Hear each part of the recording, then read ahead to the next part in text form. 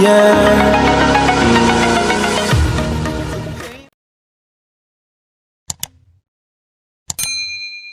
Étude d'un embrayage frein à commande électromagnétique. Dans le dessin présent, on voit bien ici que la poulie 5 est liée à l'entrée alors que la sortie est le pignon 17. Donc la liaison entre 5 et 8 est réalisée par les vis de fixation 4. La liaison de la poulie 5 avec l'arbre 18 est réalisée par les roulements 1 et 3. La liaison du disque d'embrayage frein est réalisée par des canneleurs, dont on voit bien ici un exemple de représentation des canneleurs.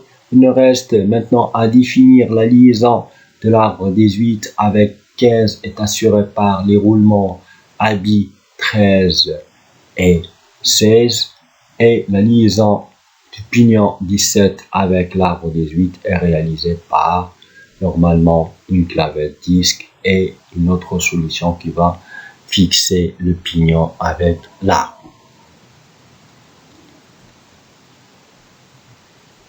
Le disque 9 n'a pas de contact avec le plateau solidaire à la poulie 5 et 8, donc on n'a pas de transmission de mouvement. Donc ce qui fait l'élément 6 qui est la bobine, s'il est alimenté, il va attirer le disque 9 pour le mettre en contact avec 8 et éliminer ce jeu qui existe entre 9 et 8.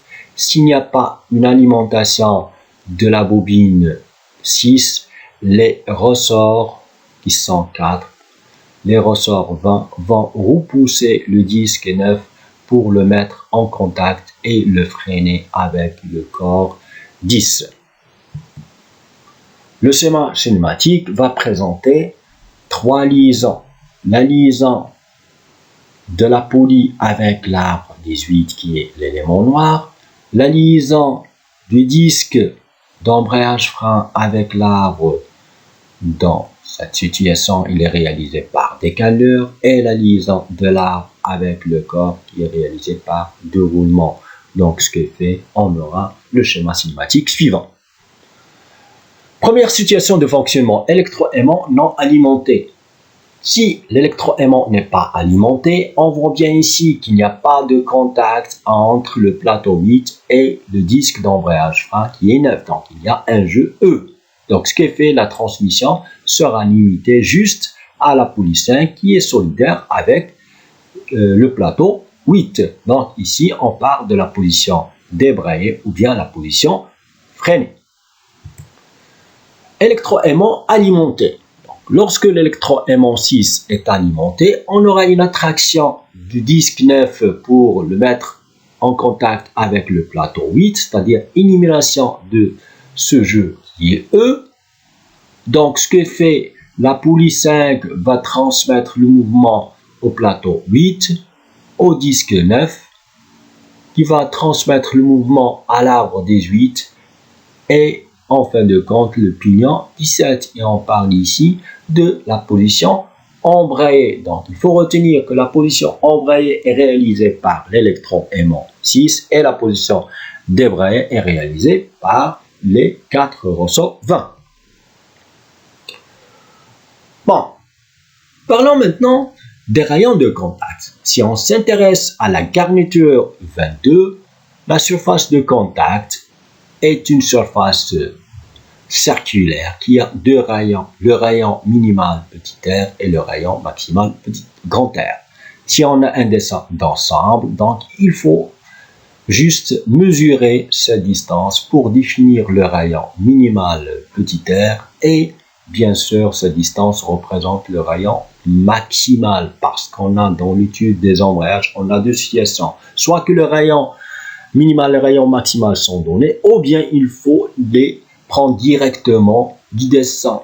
Donc le rayon minimal c'est à partir de l'axe jusqu'au premier point de contact et le rayon minimal c'est depuis l'axe jusqu'au dernier contact, dernier point de contact de la garniture ou bien de la surface de contact. Ici, on a une seule surface de contact qui est entre 8 et le disque 9. Donc, petit n est égal à 1.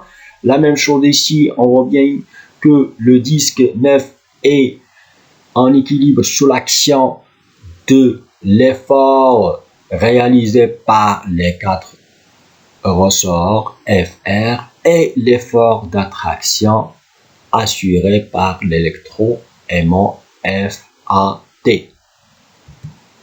Voilà, dans les calculs qui vont suivre, on a les données suivantes. Coefficient de frottement F est égal à 0,4. Les rayons de contact, rayon minimal est égal à 60 mm. Le rayon maximal est égal à 100 mm. L'effort presseur des ressorts FR est égal à 190. Il faut faire attention, c'est qu'on a l'effort presseur de tous les ressorts. C'est on a l'effort presseur d'un seul ressort. Il faut multiplier cette valeur par 4. La même chose, l'effort d'attraction magnétique FAT est égal à 560. L'effort d'attraction magnétique FAT est égal à 560 newtons. Première question. Calculer l'effort presseur. Donc l'effort presseur F est égal à l'effort d'attraction moins l'effort des ressorts. 560 moins 190, F est égal à 360 newtons. Deuxième question, déterminer le couple transmissible. C'était donc, on rappelle que le couple transmissible a l'expression suivante.